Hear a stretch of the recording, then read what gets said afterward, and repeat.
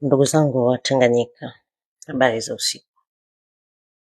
Bwana Msigwa, umeongea kupitia BBC, yani unajichoresha. Naomba nikwambie unajichoresha, kwa sababu dunia nzima inafahamu kwamba Tanzania kulikuwa hamna uchaguzi tarehe 29 Oktoba, kulikuwa kuna mauaji. Dunia nzima inafahamu hamna nchi ya kidemokrasia mgombea anaweza kushinda kwa 98%. No, yani hamna, unajichoresha tu.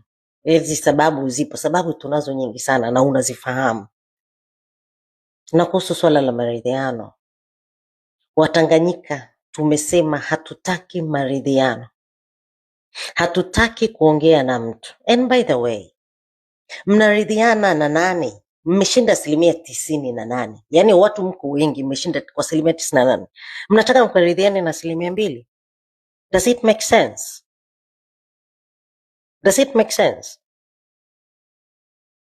Sasa kuridhiana, chama kikuu cha upinzani Chadema kupitia makamu mwenyekiti John Heche tumesema kwamba hatutaki maridhiano, uchaguzi urudiwe, kwa sababu ule ulikuwa sio uchaguzi, yalikuwa ni mauaji.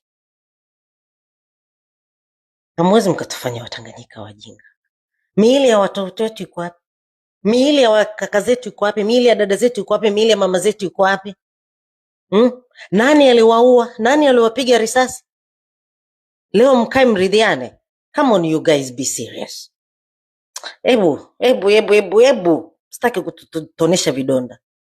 Msitaki kututonesha vidonda. Ndugu zangu wa Tanganyika, tunapanga maandamano mengine. Tutajibu.